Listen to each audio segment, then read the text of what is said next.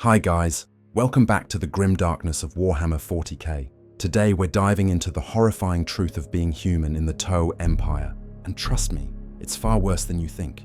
He wakes before the artificial dawn. The lamps that simulate sunrise hum to life across the habitation block, their sterile glow bleeding through the cracks of a metal shutter. There is no real sun here, only the calibrated light of the Toe, adjusted for optimal morale. The colony sky has long since been veiled by clouds of industry, the kind that stretch from horizon to horizon, a permanent bruise of progress. He sits on the edge of his bunk, boots waiting like loyal sentries at his feet. The walls around him are pale and clean, inscribed with soft glyphs of the greater good. The same mantra etched into every corridor, every machine, every beating heart that still dares to dream, serve with purpose, obey with clarity. Harmony through unity. He whispers the words without thinking. They come easily now, like breathing. In the next room, the broadcast chimes. A serene voice, ethereal, distant, almost divine, fills the block with morning instruction. Citizens of the Guela Sector 12, it says, your labor is the light that feeds the greater good. Today, like every day, we move closer to harmony. The workers respond in unison, a low, murmured, for the greater good, that ripples through the building like a sacred litany. He eats his rations slowly, processed protein, pale grey in colour, flavoured faintly with something chemical and sweet. The Toe say it is nutritionally perfect, efficient, balanced, optimised for human biology. He no longer remembers what real food tastes like. He tells himself that means progress. When the siren calls, he joins the river of bodies moving toward the transport trams. The people are silent, heads bowed. They wear identical uniforms of muted blue-grey, stitched with the sigil of the Toe Sept. Above them, hovering drones emit rhythmic tones, reminders of schedule compliance and proximity spacing. No one looks up. No one speaks out of turn. He has learned not to think too much. Thinking leads to questions, and questions lead to evaluation. Evaluation leads to re-education. It is better to serve. It is better to belong.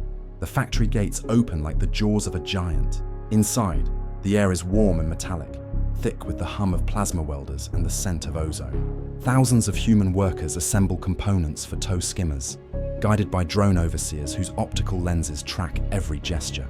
Efficiency metrics appear on floating hololiths above the production lines, fluctuating numbers that determine one's ration quality, sleeping quarters, and, in rare cases, the privilege of being recognized by the ethereals. He hums as he works. It is an old habit from before, when he still remembered the songs of old terror, songs his mother used to sing about oceans and open skies. Now the tune has changed. Now the words are not his own. Together we rise, together we serve, for the greater good. He sings it quietly, in rhythm with the pulse of the machines. At the midday interval, he gazes through the reinforced glass window. Beyond it, the Toe towers gleam, sleek and perfect, piercing the grey clouds like instruments of divine order. Between them, human tenements squat low to the ground, functional and forgotten. He tells himself that this is how it should be. The Toe are wiser, purer, more harmonious. Humanity has strayed too long in chaos. Perhaps this is salvation. Sometimes he dreams of the Imperium, those brutal conquerors from the old stories, who ruled through fear and flame. The Toe, by contrast, speak of unity and peace. Their drones do not beat him. Their ethereals do not shout. They smile, they promise, and in that gentleness lies something more terrifying than any lash.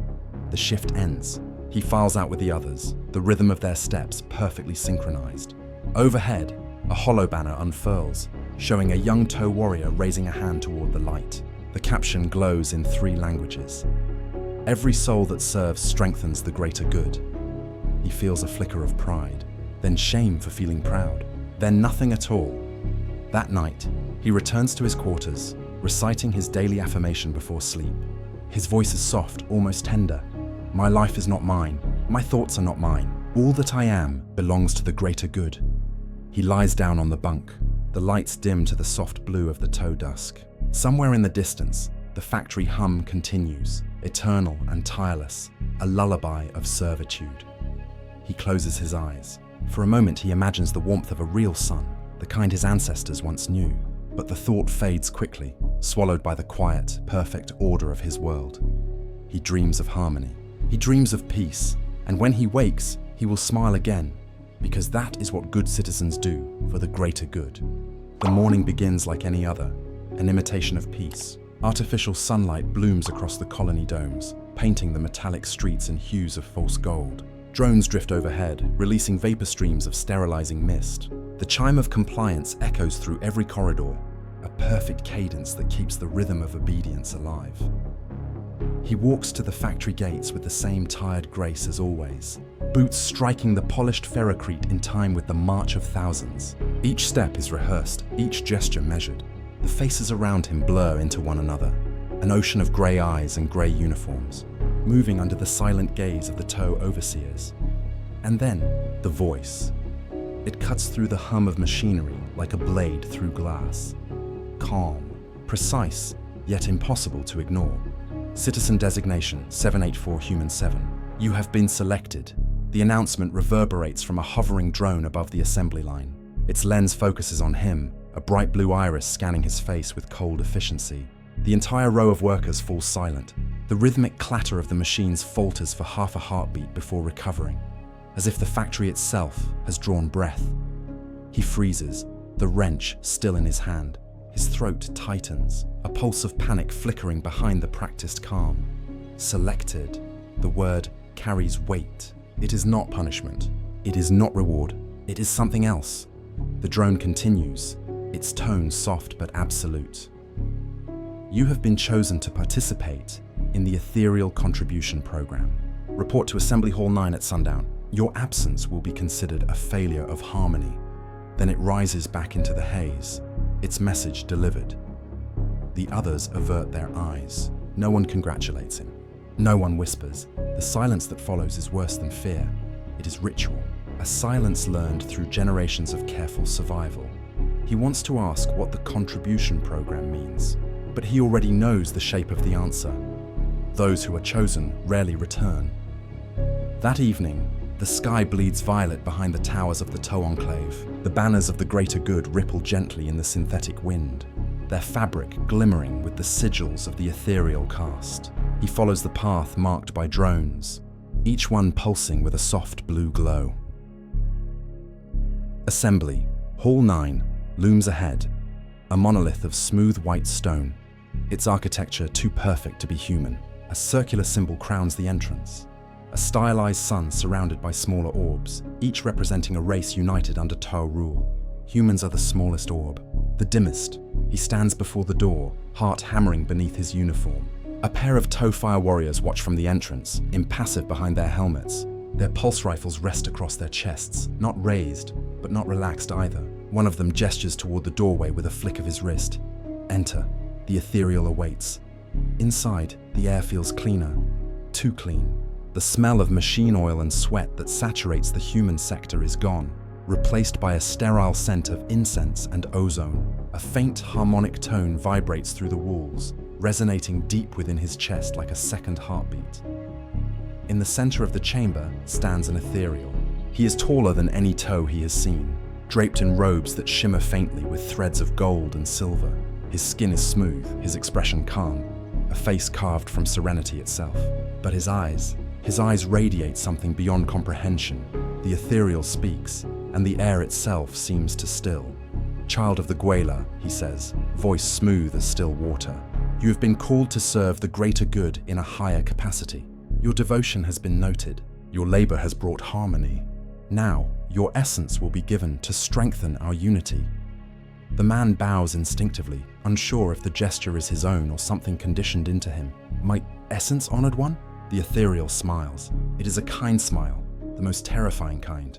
All living things are energy. Energy is service. The greater good is built upon the willing offering of the self. You, and others like you, shall be the bridge between your kind and ours. He doesn't understand. He wants to ask how, but the ethereal's gaze holds him still. There is warmth there, even affection, but behind it lies something vast, something that does not see him as a man, but as a component of an equation. Will I return? He asks quietly.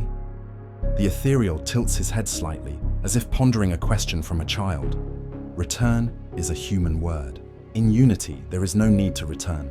There is only continuation. You will not die. You will become part of something greater than flesh. The room feels smaller, the air thicker. He nods because that is what one does. That is what a good citizen would do. The ethereal gestures, and a tow attendant steps forward, placing a mark on his wrist, an intricate sigil glowing faintly in blue light. It pulses once, then fades into his skin. "Report tomorrow at dawn," says the attendant. "Bring nothing. Leave nothing unfinished." The man turns to leave. His legs feel heavy, his thoughts heavier still. Outside, the colony seems quieter than usual. The people avert their eyes as he passes. No one speaks his name. The walls themselves seem to whisper in the voice of the ethereal, soft and unending. To give is to serve. To serve is to exist. The greater good demands harmony. He returns to his quarters, sits on the edge of his bunk, and stares at his reflection in the dull metal mirror. The sigil on his wrist glows faintly, like a heartbeat. For a long time, he says nothing. Then, as the broadcast begins its nightly hymn, he forces the words through trembling lips. "For the greater good." But this time, the phrase does not comfort him. It echoes hollow in his mouth, a prayer recited to something that no longer feels divine. He lies down, eyes wide open, staring at the ceiling as the lights dim. In the distance, a shuttle rises into the dark sky, vanishing among the clouds. He wonders if it carries the others who were selected, and somewhere deep within, a thought he cannot suppress begins to form, a thought dangerous enough to end him if spoken aloud. What if the greater good is not good at all? The next morning, the colony awakens under a shroud of grey. The light that passes for dawn feels weaker today, filtered through smog and metal like the dying breath of a star. The air vibrates faintly with the hum of generators, the distant drone of machinery that never sleeps. Nothing here ever truly sleeps. He walks the same path to the factory, but something feels different. It's in the silence. The rhythm of the crowd, once perfectly synchronized, has faltered by half a beat, as if every step hides hesitation. Eyes dart, not straight ahead but sideways, watching the shadows of their neighbors. The soft chime of the drones above still sings of efficiency and order, but beneath that mechanical music there lingers something new. Fear. He feels it, though no one will say it aloud. When he reaches the assembly line, his name has already been removed from the work roster. His console replaced by another worker, expression blank, hands trembling as they attach plasma couplings with nervous precision. He stands there a moment, uncertain. The new worker refuses to look at him. None of them do. The foreman drone glides toward him, scanning his wrist. Its lens flickers once, recognizing the faint blue mark branded into his skin. Citizen 7H4 Human 7. Temporary reassignment logged. Please clear the operational floor. He nods mechanically, stepping aside. No questions, no words. Questions are dangerous. Words are worse. As he walks away, he catches whispers between two older workers near the coolant station. Their voices are barely audible beneath the mechanical hum, their faces turned away from the ever-watching optics of the drones. They said the last group went to the northern spire, one murmurs. None of them came back. You shouldn't speak that way, the other hisses, glancing around. You'll bring the drones. It's true. My sister, she was chosen last cycle. They said she'd be elevated, but her housing unit was cleared the next day. Everything scrubbed, like she never existed. He keeps walking, but the words cling to him like oil, heavy, unshakable. None of them came back. The ethereal's voice echoes in his mind, calm and perfect. You will not die. You will continue. But what if continuation simply means disappearance? What if the greater good consumes rather than uplifts? He passes a propaganda mural painted across the wall. A serene depiction of human and toe hands clasped beneath the radiant symbol of harmony. Beneath it reads the familiar line, "Every soul serves, every life strengthens unity." For the first time, the words do not comfort him. They feel like a warning. At the meal hall, he sits among the others. The air smells of sterilized food and quiet fear. No one speaks of the contribution program, yet every gaze seems drawn to the empty seats. 3 from their block are gone now. The benches they once filled have been erased from the attendance grid. He turns to the man beside him, a gaunt worker with grey skin and hollow eyes, old enough to remember the time before the tow came. The old man eats in silence, chewing slowly like every bite might be his last. Finally, he whispers, voice trembling. Where do they take them? The old man glances up, eyes darting to the corners of the ceiling where surveillance drones hang like metallic flies. Then, Barely moving his lips, he answers, "You don't want to know." "I need to," he insists softly. "They said I've been chosen." A shadow crosses the man's face. He leans closer, his voice thin as dust. "Then pray, boy. Pray that whatever they do to you is quick. The ethereals don't waste, they use. Everything, mind, flesh, memory. They say it's for harmony, but harmony is built on silence, and silence is bought with lives." Before he can respond, a drone emits a sharp tone overhead. The old man stiffens, lowers his gaze, and returns to eating. Conversation ends, swallowed by the mechanical hum. He leaves the hall with the taste of metal in his mouth and the echo of those words in his skull. They use everything. That night, sleep evades him. He lies on his bunk, staring at the ceiling as the colony lights dim from blue to black. Somewhere above, a broadcast begins. The voice of an ethereal, soft as silk, filling every chamber with the familiar prayer. Fear not selection. To give is to rise. Through unity, you shall transcend the burden of individuality. He turns his face away, pressing his hands to his ears, but the words seep through his fingers, echoing in his bones. Outside his window, a convoy of transport drones glides silently across the skyline, their lights blinking in perfect rhythm. Each one carries sealed containers marked only with the sigil of the ethereal caste. He tries to tell himself they hold tools, parts, or resources, but the part of him that still remembers what it feels like to hope knows better. He closes his eyes and whispers the mantra like a man drowning. For the greater good. The words used to steady him. Now they feel like shackles. In the stillness that follows, he realizes something horrifyingly simple. He doesn't believe anymore. Not truly. The faith that once filled his chest with purpose has become a hollow echo, an instinct of survival rather than conviction. He wonders how many others feel the same but pretend not to. How many recite the prayers each night, trembling in the dark, afraid that their thoughts will betray them before their tongues do. And for the first time since his birth on this world, he feels utterly alone. Outside, the factory hums on through the endless night, machines devouring the silence, the colony breathing in perfect mechanical rhythm. Yet somewhere, deep beneath that harmony, beneath the layers of obedience and chemical serenity, something begins to fracture. A small, invisible thing. A thought. What if the greater good is not harmony at all, but hunger? The question flickers and dies, buried beneath fear. But once born, such thoughts never truly vanish. They wait, like embers in ash, patient and enduring, until the wind of truth breathes life into flame. And though he does not yet know it, that flame has already begun to burn. The call comes before dawn. Not the soft hum of morning broadcasts, not the tranquil hymns of the ethereal's voice, but a harsher sound, a metallic clang that reverberates through the habitation blocks like a hammer striking the heart of the world. He wakes instantly, his body tense before his mind catches up. Outside his door, the corridor is already alive with motion.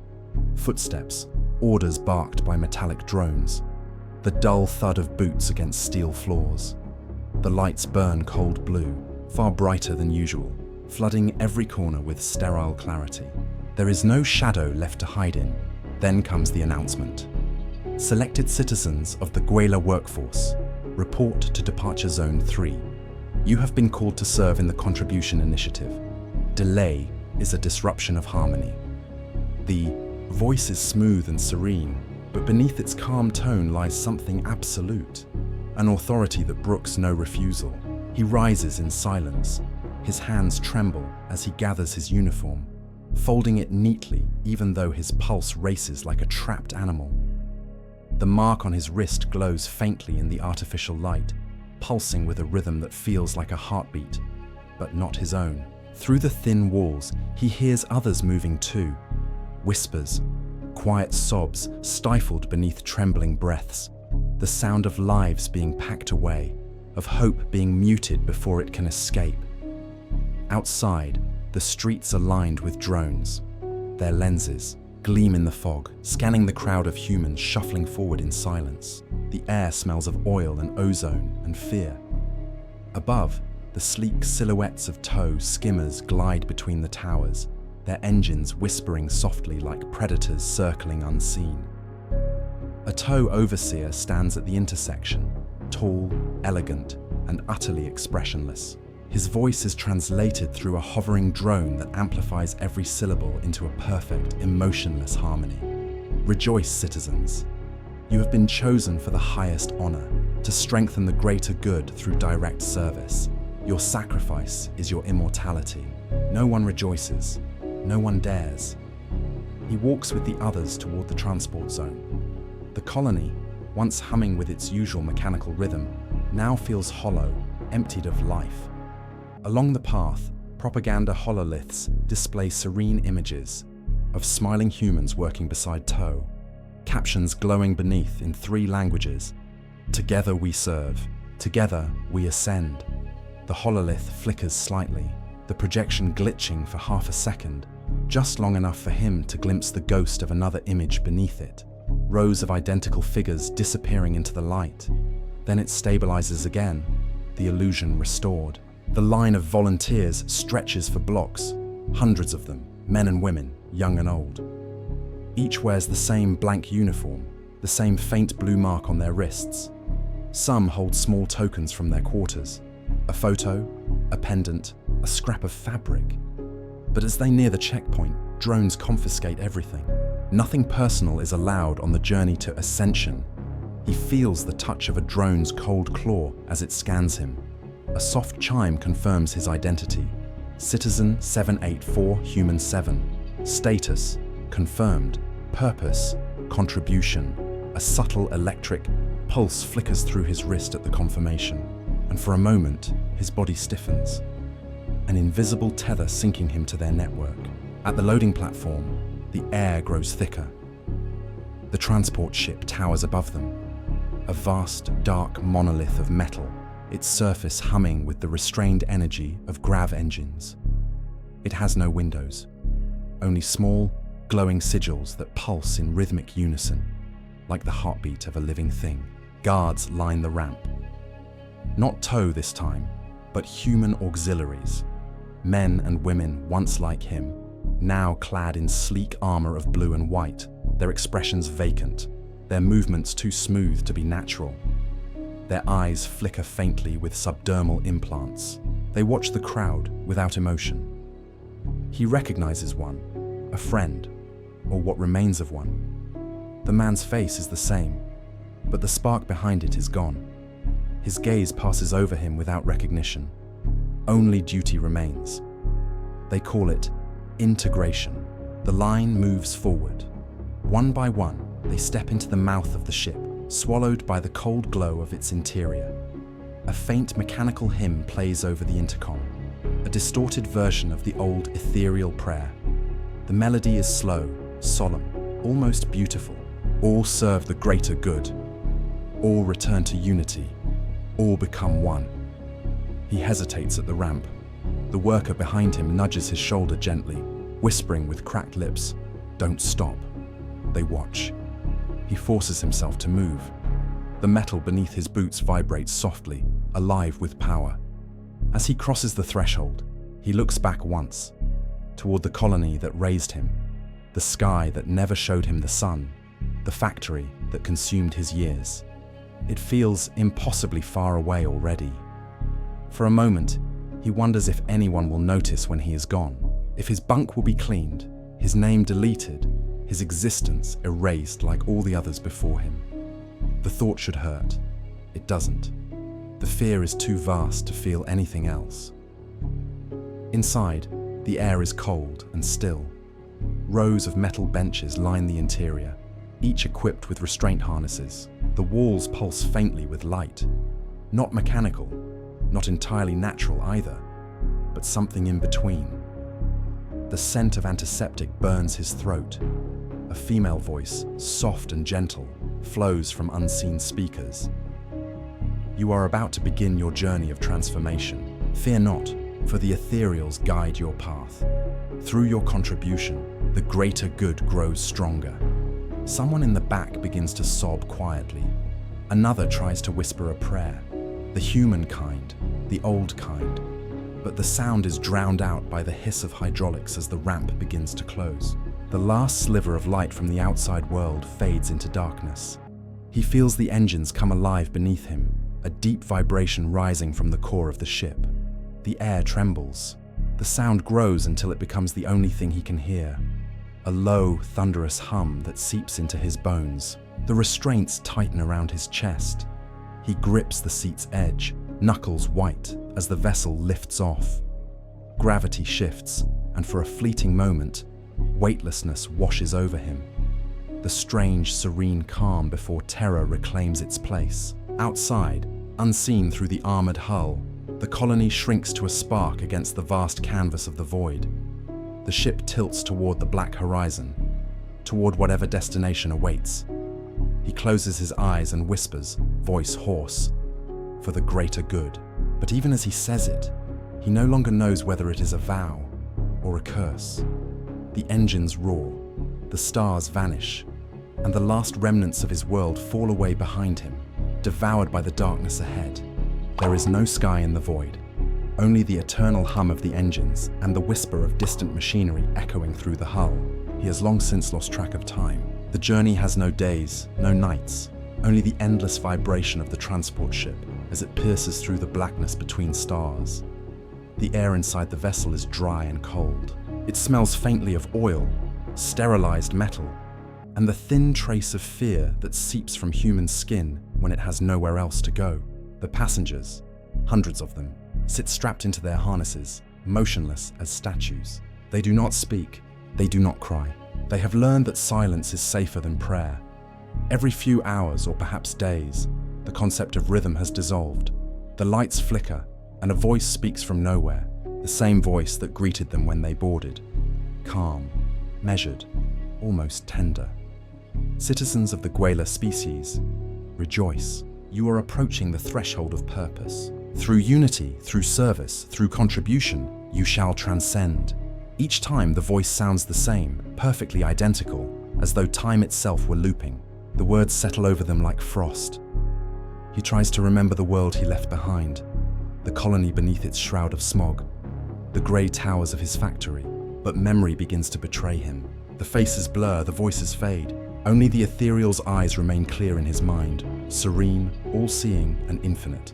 Sleep comes in fragments. In the half-dream, he feels movement, the sensation of falling upward, of being pulled through unseen layers of gravity and light. He wakes to find the ship still humming, the world still metal. Then, one cycle later, or maybe 100, the vibration changes. The pitch deepens. A shudder ripples through the cabin. The drones that hover along the aisles flare with light, and the voice returns, softer now, as if speaking directly into their bones. Arrival sequence initiated. Prepare for transition. The greater good welcomes you to a new horizon. A low tremor builds beneath their feet. The air pressure shifts. Gravity reasserts itself, heavy and alien. Somewhere beyond the walls, something vast is pulling them downward. Through a small observation slit in the bulkhead, he sees it for the first time. The planet. It glows faintly against the void, a sphere of grey and silver wrapped in clouds that swirl like ash. From orbit, it looks almost beautiful until the details sharpen. Vast industrial spires stretch from its surface like jagged spears. Rivers of molten metal glow crimson between them, veins of industry pulsing in the dark. No oceans, no forests, no softness, only the cold geometry of creation and consumption. The Tow call it Kelshan Tertiary Forge. To them, it is a marvel of unity, a living machine devoted to production and perfection. To human eyes, it looks like damnation wearing the mask of order. As the ship descends, the sky outside churns with artificial storms. Lightning flickers through clouds thick with soot and chemical vapor. Beneath the haze, he glimpses the lights of endless factories, glowing like constellations inverted. Stars trapped beneath the surface instead of above it.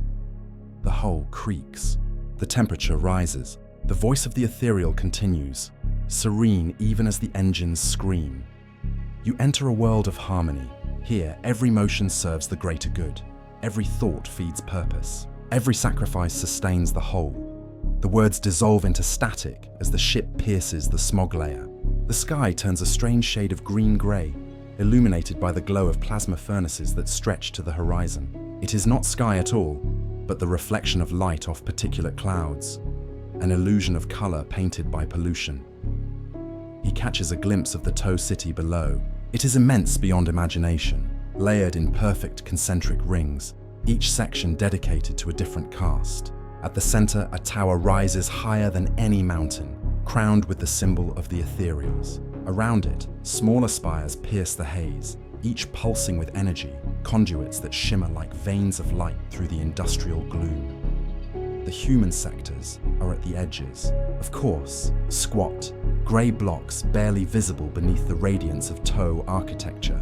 Their design is purely functional, shelter without comfort, purpose without beauty. The ship lands with a deep metallic groan. The restraints unlock with a soft click, and the drones begin herding the passengers toward the exit ramp. When the door opens, heat slams into him like a living thing. The air is thick, heavy, metallic. It burns the throat when breathed too deeply. Overhead, mechanical cranes move in slow, deliberate arcs, carrying enormous containers across the landing zone. Their movements are almost graceful, choreographed precision born from inhuman control. The sky above is no longer a color he recognizes. It shifts between copper and gray, shot through with the glow of plasma forges. There is no sun, only the constant flicker of light, artificial, eternal. Around him, hundreds of humans step forward in silence, shielding their eyes from the brightness. A few stumble, disoriented by the gravity. The drones correct them with brief electrical pulses. No words, no explanations. A Tow officer stands at the base of the ramp, flanked by 2 fire warriors. His armor gleams under the strange light, polished to mirror-like perfection. He holds a data slate, scanning each human as they pass. His voice, though translated, carries the same serene conviction as all Tow speech. Welcome, servants of the greater good. Your purpose begins here. You will be guided, sheltered, and honored through service. Behind him, rows of white transport skimmers await, engines humming quietly. The humans are divided into groups and ushered inside. He watches as the drones separate individuals from the crowd. Those who are too old, too weak, too sick. They are led through a different gate, toward a smaller facility with no visible exit. The others pretend not to see. Pretending is survival. As his group boards the skimmer, he looks once more toward the horizon. The city stretches endlessly, a labyrinth of towers, pipes, and smoke. Beyond it, faint blue lights flicker like stars trapped beneath. The clouds, the heart of the Tow industrial machine. He wonders if this is what paradise looks like to them. A world so perfectly controlled that even the wind obeys. Inside the skimmer, the seats are cold metal. The drones instruct them to fasten restraints again. The vehicle rises smoothly, joining a stream of others gliding through the haze. Through the window, he sees the landscape shift. Endless conveyor lines, refineries, foundries, all moving in coordinated harmony. Everything built, everything ordered, everything enslaved. He feels a strange, hollow awe. This is not chaos. This is not cruelty as humanity once knew it. This is something colder, purer, the mathematics of obedience. The skimmer banks toward a distant facility surrounded by walls of white alloy. Blue banners flutter from its towers, marked with the sigil of the ethereal caste. The voice of the attendant drone hums softly through the cabin. Welcome to your new home. Here, you will serve the greater good through transformation and purpose. He doesn't ask what transformation means. He doesn't have to. Outside, the smog thickens again, swallowing the light. The horizon fades, the stars are gone. And in their place, the machines sing. A low, endless song of steel and smoke, the hymn of a world that has forgotten what it means to breathe. The skimmer lands with the softness of a whisper. Its engines sigh, exhaling heat and the faint scent of ozone. The doors open to reveal a facility carved from polished white alloy. Smooth, seamless, as though grown rather than built. The light here is colder than outside, filtered through panels that glow an unearthly shade of blue. It is a light without warmth, pure and indifferent. They are herded down a corridor wide enough for tanks, yet silent enough to feel like a tomb. The walls hum with unseen energy, faintly pulsing with a rhythm that mirrors a heartbeat. The same rhythm as the mark on his wrist. Every few meters, inscriptions in Toe script glimmer faintly along the walls. Mantras of unity, devotion, purpose. Harmony is the highest form of freedom. All service is sacred. The individual is the shadow of the collective. The words repeat like echoes in his skull. The humans are brought into a large chamber, circular, high-ceilinged, filled with rows of benches arranged in perfect concentric rings. There are hundreds of them now, perhaps thousands, all wearing the same grey uniforms, all marked with the faint blue sigil of selection. For the first time since his capture, he hears human voices again, quiet, uncertain, but unmistakably alive. The sound feels strange, almost forbidden.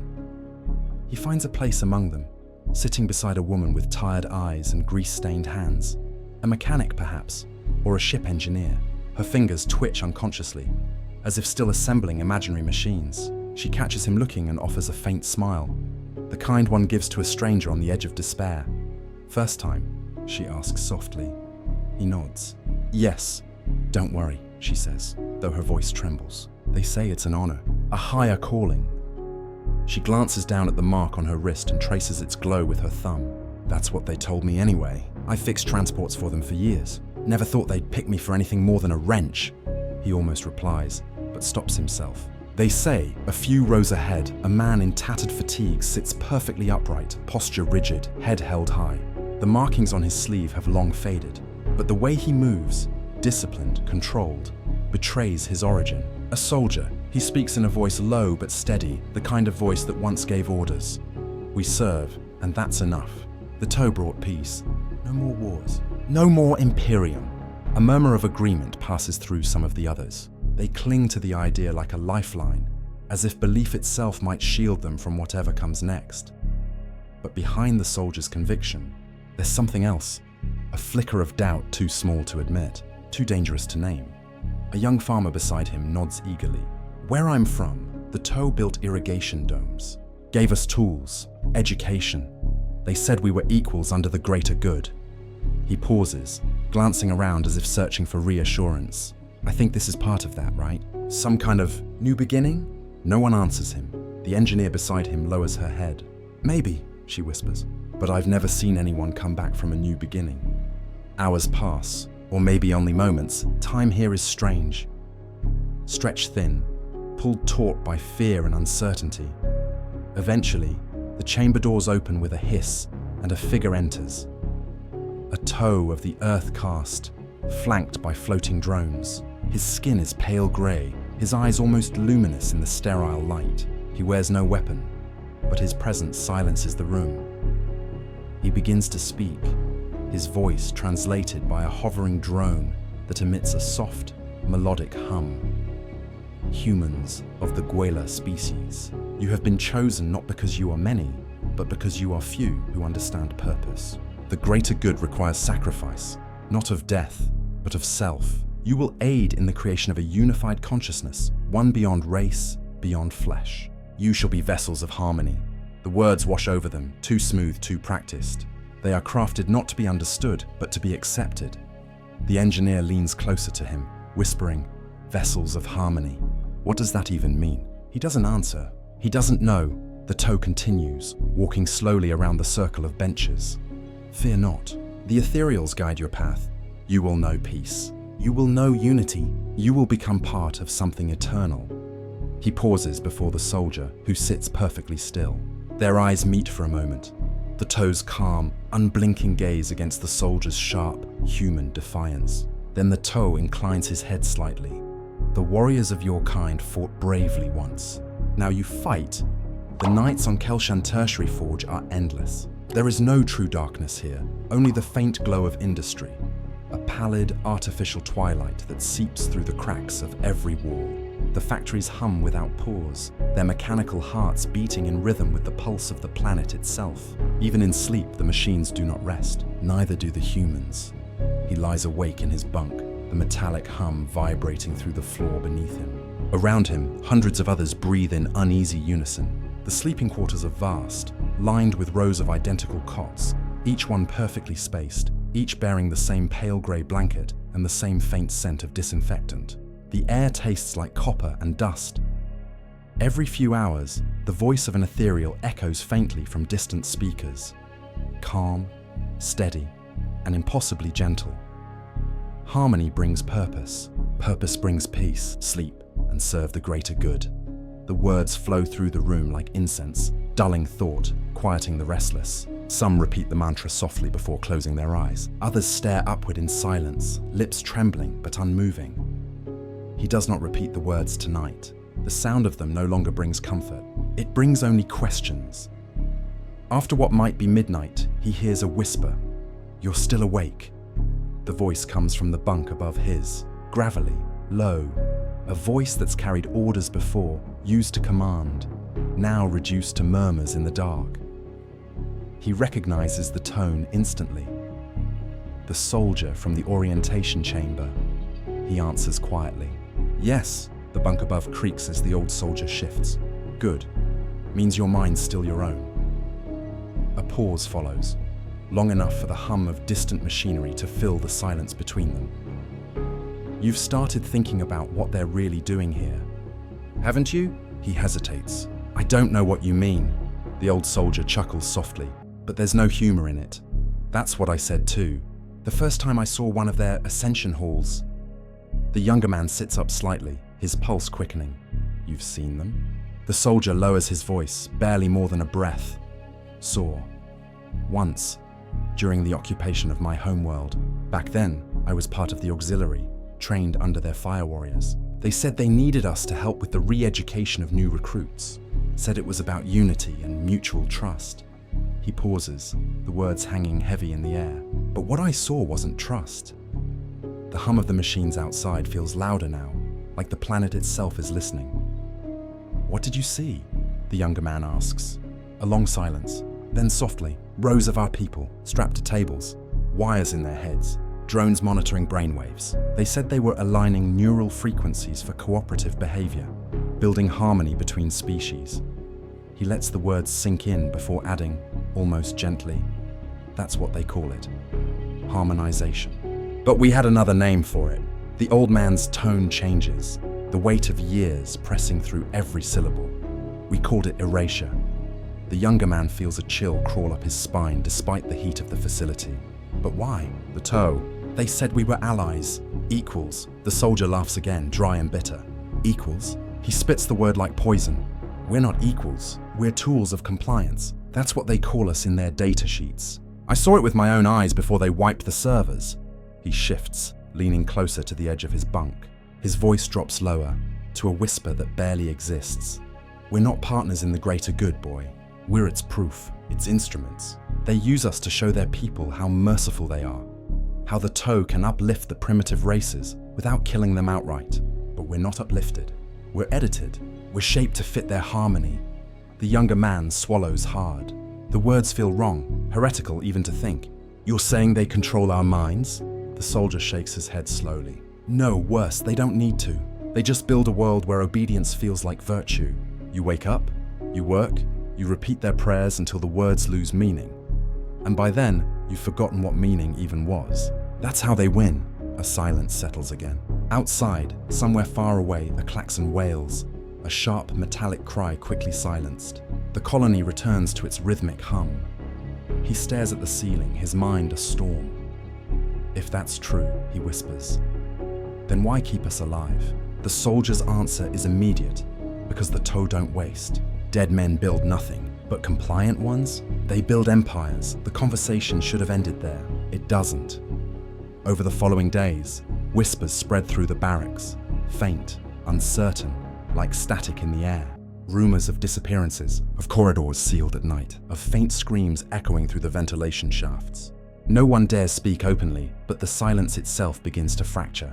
One morning, the engineer from before, the woman with grease-stained fingers, leans close to him as they queue for rations. "They say the ones who vanish aren't dead," she murmurs. "They're integrated, fused into machines. You've seen the drones, haven't you? How they move. Too fluid for pure AI, too aware." He looks at her, horrified. "You think they're..." "I think they used to be people." A pause. Her gaze hardens. "Maybe that's the greater good. A galaxy where no one remembers who they were." The line shuffles forward. The drones watch them closely, scanning for irregularities, for tremors of dissent. Each person accepts their ration without a word, but he can see it now. The unease behind their eyes, the cracks beneath the calm. They're all thinking the same thing. The greater good isn't a promise. It's a cage made of faith, and the bars are invisible because they've been built inside the mind. That night, he lies awake again. The hum of the planet feels heavier now, like a pulse counting down to something inevitable. Above him, the old soldier's breathing is slow and steady, but even in the rhythm of it, he hears exhaustion, defeat, and something else. Defiance buried so deep it no longer remembers what victory means. He whispers into the dark. If they come for us, will we fight? The soldier exhales, a sound halfway between a sigh and a laugh. Fight. No, that's not how we survive anymore. We endure, we remember, and when the time comes, he trails off, then finishes quietly. We die knowing the truth, and maybe that's the last freedom they can't take. The lights dim to the pale blue of simulated dusk. Somewhere beyond the walls, the ethereal's voice returns. The same voice, the same words, repeated every night since their arrival. Peace is unity. Unity is perfection. Perfection is service. For the greater good. The others murmur the phrase in unison, their voices blending into a low, hypnotic chant. But this time he cannot bring himself to speak it. The words feel foreign now, a script written by another species, one that does not understand what it means to have a soul. He turns on his side, eyes open to the ceiling's pale glow. The hum of the machines fills the silence once more, steady and eternal. The sound of a world where obedience has replaced thought. And yet, beneath it all, faint but growing, there's another sound. A whisper, a question, something human. What if the greater good was never meant for us at all?